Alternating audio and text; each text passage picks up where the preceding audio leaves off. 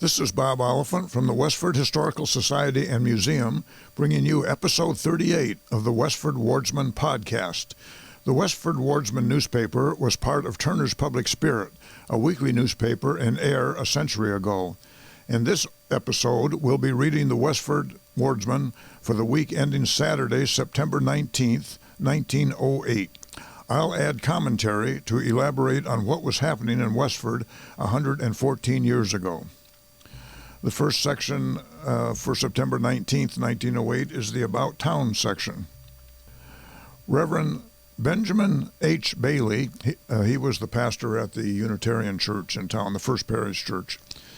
Reverend Benjamin H. Bailey is again on the list of those incapacitated by illness. He was unable to conduct the service at the Unitarian Church Sunday, and Edward Fisher, Esquire, led the opening service in a very profitable manner, reading a sermon of James Freeman Clarke on, quote, homes on earth and homes in heaven, end quote. Edward Fisher was a member of the prominent Fisher family of Westford and was a lawyer in Lowell and also served as our town clerk at one time. James Freeman Clarke, whose sermon he read, was born in 1810 and died in 1888 and was a nationally known Unitarian minister, author, editor, and a member of the Transcendental Club. Mrs. George A. Kimball of Parkerville, who is ill with pneumonia, is surely advancing toward that rosy, robust health that was her natural heritage before her present illness. Her husband, George A. Kimball, bought the old Asaph B. Cutter farm at 400 Littleton Road and moved there in 1913. The previous owner, William H. Decatur, was auctioning off his stock and personal property, and the story goes that George went there to buy some stock and ended up buying the entire farm. And he was the father of Jack Kimball, who founded Kimball's Farm ice cream stand at the farm there on Littleton Road in 1939.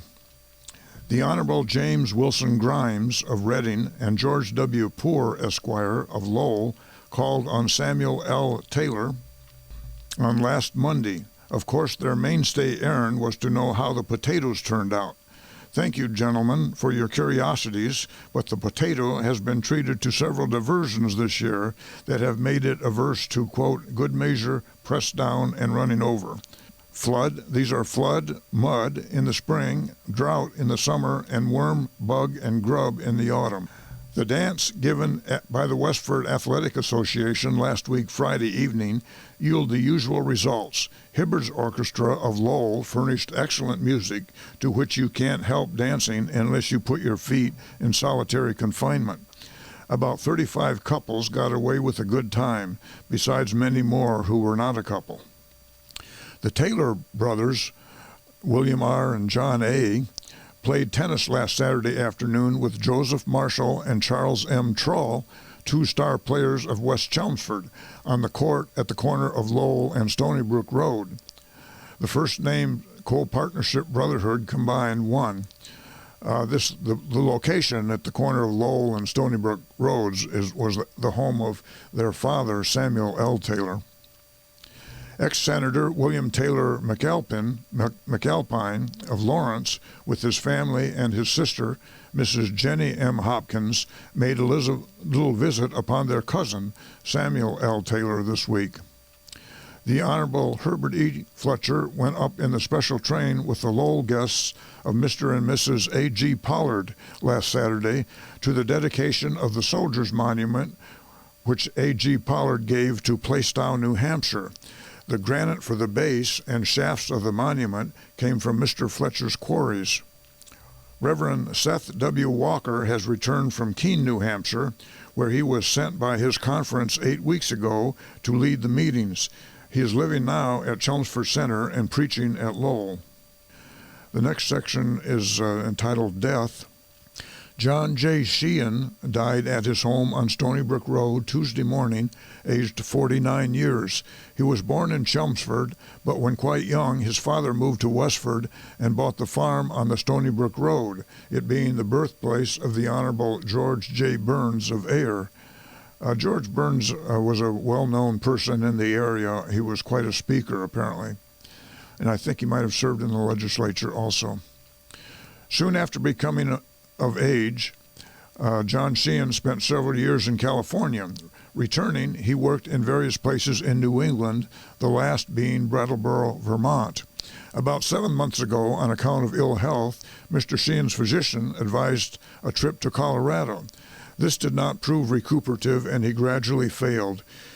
He returned east, arriving home on Labor Day. Dr. Varney was called and pronounced his condition hopeless, he being unable to speak above a whisper. 8 days after arriving home, he died of tuberculosis. Mr. Sheehan's education was acquired at the Stony Brook School. He was a genial and companionable associate, friend, and neighbor. He leaves brothers Daniel H. of Westford, who's mentioned quite frequently in the Westford Wardsman, and Charles of Lowell, also two sisters, Mrs. Kate Howard and Miss Mary Sheehan of Lowell. The funeral took place from the undertaking rooms of J.J. Higgins of Lowell on Wednesday, burial in St. Patrick's Cemetery. John A. Healy has been awarded the contract for improvements on Main Street from the intersection of the Graniteville Road to the house of A.I. Bucknell. A.I. Bucknell, the Civil War veteran, lived at 2 Main Street, which is near the intersection with Flag Road. The contract calls for the expenditure of $5,000. This part of the decree of the county commissioners and the county engineer is laying out the work. There have been numerous inquiries as to the meaning of the order of the county commissioners, whereby the town has been ordered to expend $5,000 on Main Street within 2 years. The interpretation of this order will soon be visible, in part at least, in this recent contract. In a hasty first view, $5,000 looks like a large and uncalled for sum to lay out on Main Street. Yet when the facts are arranged in order, which will show that the inhabitants of Westford Center pay over half the taxes of the town, and that of the $4,000 annually raised and expended on the roads, less than 1/8 of it is expended on an average on the roads in the center of the town. Why then $5,000 expended as a special appropriation once in a century seems to lose the flavor of extravagance. Besides, there was a publicly advertised hearing for all remonstrants. Thou wert not there, and so thou art given leave to withdraw thy murmurings. The school committee gave another of those school closing hearings at Town Hall last Saturday evening, the question involved being the closing of Minot's Corner School. Minot's Corner is the intersection of Littleton Road with Boston Road in one direction and Carlisle Road in the other direction. And that was one of the 10 district schools at one time. Every family but one in the district was present at the hearing, and for a real flinging personal encounter at summer heat temperature with all sorts of bo-peep side plays, the neighboring town of Billerica, with its horse show town meetings, couldn't compete with these southerners of Westford. Of course, the school committee were threatened with being reduced to the ranks, salary and all. But why so hot, my little fellows, and froth over evils that exist only in the distorted view of considering the question? Why not talk less and prove more? Why not cite statistics to show that farm property depreciates in value by the closing of a school and transportation to superior advantages? Why not cite statistics to prove that it is a physical injury to transport scholars to school as compared with allowing each scholar to paddle his own canoe afoot through mud and snowdrifts? These seem to be the two main strings on the harp on which the remonstrants are reciting their piece to the school committee. The fact is, the remonstrants are unable to prove these 2 points by statistics. Not to go outside the town, has farm property depreciated in those portions of the town where transportation has been tried for several years? If so, the assessors have not been appealed to for pecuniary relief. Have any of these remonstrants heard of a general universal depreciation? If so, raise the right hand. Has anyone heard of serious illness, headache, toothache, St. Vitus dance, or the rickets as the result of transportation? If so, notify the Society for Cruelty to Animals, the school committee. Is a cold dinner any colder if carried to school in a warm barge than under the old-fashioned individual trudge-to-school method? Are the children so tender at the Minot's Corner School that they can't be transported a shorter distance on better roads than the children of the North Pole region? That's a reference to North Westford. Why stand up on thy hind legs and attempt to belittle the judgment of the school committee by the argument that half of their number only pay a poll tax? Are the school committees in the surrounding towns where the principle of transportation has had a well-nigh universal application, and the legislature that passed the bill and the governor that signed it all a sort of cheap poll tax combination? Is a man's sense and judgment warped and cheapened in proportion to the taxes he pays? The school committee of Westford have followed a progressive policy that the intelligence of the state sanctions and voted to close Minot's Corner School and appointed James D. Wilson to transport the scholars and George Brown for the same labor for Neshoba. I guess Sam Taylor was a little upset about that meeting with the Minot Corner people. The next section is the Westford Center section. John P. Wright has moved from the house on Boston Road to the one on Hildreth Street, recently vacated by the William A. Perkins family. Mr. and Mrs. Charles L. Hildreth II are making ready to move into the house vacated by the Wrights. Fred LeDuc, who has been employed by A.H. Foss, is moving from the Frank Fletcher House to Littleton, where he is to work for Fred C. Hartwell. Mr. Woodward, the new teacher at the academy, has temporary quarters in the house with Mrs. Isles while looking for a more permanent home. Warren E. Carkin is the contractor for the new house being built by F.C. Drew. Samuel H. Balch, mail carrier for Route 2, has been having 2 weeks vacation allowed by the government. His son, George Balch, has been substituting for his father. Among the teachers omitted from the list of our young people starting in the fall term in this and other places were Miss Eva Pine, who returns to Ford's Village, and Miss Frances Bannister to Graniteville. These are two of our Westford girls who have become successful teachers in their own town. Eva Pine's father for a long time was the agent, the express agent, I guess, at the Pine, I think it was called the Pine Grove Railroad Station on the old red line that ran through town. And he spelled his name P-Y-N-E, not P-I-N-E, although the Pine Station was spelled P-I-N-E. About a dozen from this village, that is Westford Center, enjoyed the performance of The Red Mill at the Lowell Opera House Monday evening. The Red Mill was an operetta written by Victor Herbert with the libretto by Henry Blossom that premiered at the Knickerbocker Theater on Broadway in New York City in 1906. The producer, Charles Dillingham, placed a revolving windmill powered by electricity in front of the theater, believed to be Broadway's first moving illuminated sign.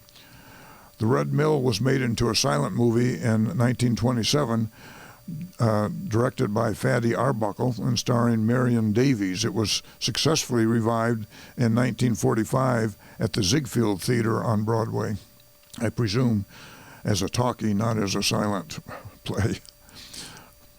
The next section is the Grange section. At the last meeting of the Grange, which was postponed 1 week owing to the health of the lecturer, Mrs. C.A. Reed, Mrs. L.W. Wheeler was appointed to carry out the literary programs for the remaining meetings of the year, and Mr. and Mrs. E.G. Boynton to have charge of the musical features of the meetings. The Grange voted to enter an exhibit this year at the Draycott Grange Fair. At the lecturer's hour, there were readings and some good music by the Grange Orchestra. After this came the auction of the boxes for the box party that the sisters had prepared, and the contestants of these were very much enjoyed and seasoned with the best of condiments, pleasant sociability. The next section is titled Party. One of the pleasant social affairs of last week was a delightful outdoor summer party given on the grounds between the houses of Mrs. John Feeney at 10 Depot Street and Mrs. A.W. Hartford, who were the joint hostesses. The weather of the afternoon was admirably adapted to the occasion. A long table was spread under the trees, filled with good things. Steamed clams were the feature of the spread.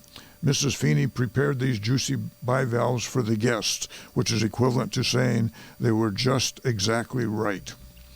These were accompanied with corn, potato chips, and olives, followed by ice cream, cake, and coffee.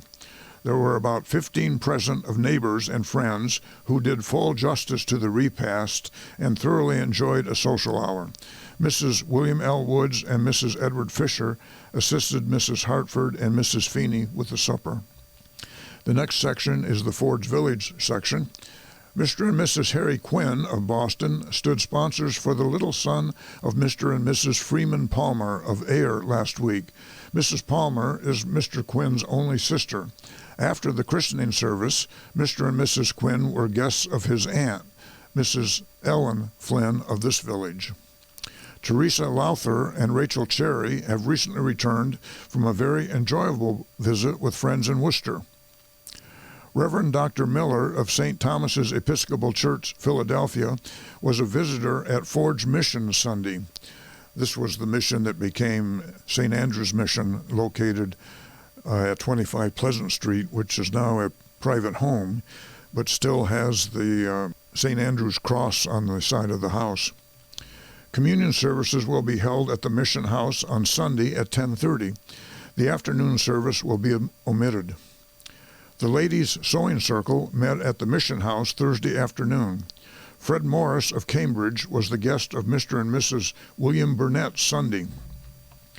The infant son of Mr. and Mrs. John Del Favreau passed away last week Thursday and was buried in the Catholic Cemetery at at Graniteville Saturday afternoon. Mr. Del Favreau is in Italy. The baby's name was Celestian Giovanni, nicknamed John Del Favreau, and he was born in Westford on April 23, 1908, and died on September 11th, so was only about 5 months old. He was the son of Bartolo and Gertrude Dilato Del Favreau, according to the town vital records.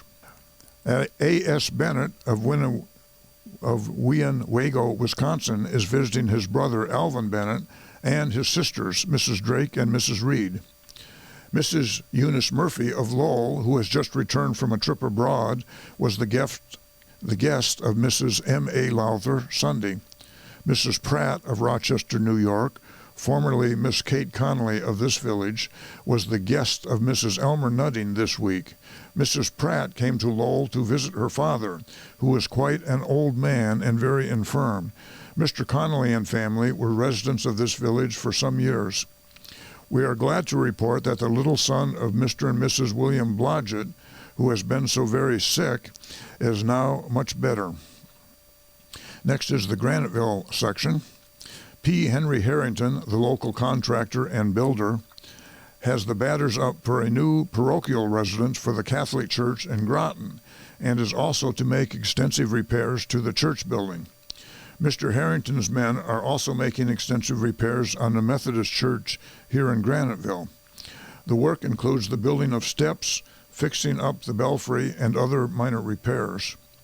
The mills of the Abbott Worsted Company will close for stock taking during the last week of September. Fred Defoe of this village has returned from a very pleasant visit with friends in Canada. Mrs. W.C. Wright has taken up her duties as assistant postmaster after spending a very pleasant vacation in Bethlehem, New Hampshire. The Brimstone baseball team will play the last game of the season on the home grounds this Saturday afternoon, when they will have the strong West Ends of Littleton for their opponents. Game at 3 o'clock. So they would actually be playing on the day that this particular issue of the newspaper was published. Cameron Circle, Companions of the Foresters of America, held a very interesting meeting in its rooms on Tuesday evening, and for the good of the order appointed a committee of 4 members to have charge of the social hour after each meeting, during which entertainments will be given, followed by general dancing. The following committee was appointed for the current quarter: Miss Flora Stewart, Miss Mary J. Sullivan, Miss Dora Leduc, and Miss Lena J. Healy. The overtime work in the machine shop of C.G. Sargent has been discontinued for the present, and the plant is running on its regular schedule. Miss Ellis L. Prescott, teacher, returned to Ashland, New Hampshire, Monday. She has been promoted to the 5th and 6th grade school with quite an increase in salary. The members of the Holy Name Society of St. Catherine's Church have received an invitation to participate in the big parade in Boston in November, which will mark the close of the ceremonies commemorative of the 100th anniversary of the establishment of the Diocese of Boston. The local branch will unite with Division 12, which includes Lowell and vicinity, and plans are now underway for the coming event. The Holy Name Society of St. Catherine's Church is composed of prominent men of the parish, and as the coming ceremony is something unusual in church annals, it is thought that the full membership of the local society will be represented on this occasion. F.O. Stiles, a former resident of this village, but now proprietor of the Littleton House and one of the largest fruit dealers in this section of the state, is slowly recovering from a severe injury to his right leg sustained in a runaway accident a short time ago. The accident is particularly unfortunate at this time, owing to the fact that it comes right in Mr. Stiles' busiest season and when his large apple interests demand his constant attention. He estimates his own apple crop this season at 1,800 barrels, aside from what he will handle for different growers in the surrounding towns. His many friends in this village take pride in his success and are hoping for his speedy and complete recovery. That's the news in Westford for the week ending September 19th, 1908. Thank you for listening, and thanks to Nick Woodbury of WestfordCAT for providing technical support. You can find transcriptions from the Wardsman at the Westford Historical Society's website at museum.westford.org, or visit the Historical Society's Facebook page for more Westford news from a century ago. This is Bob Oliphant, and I hope you will join us for next week's Westford Wardsman podcast. Thank you.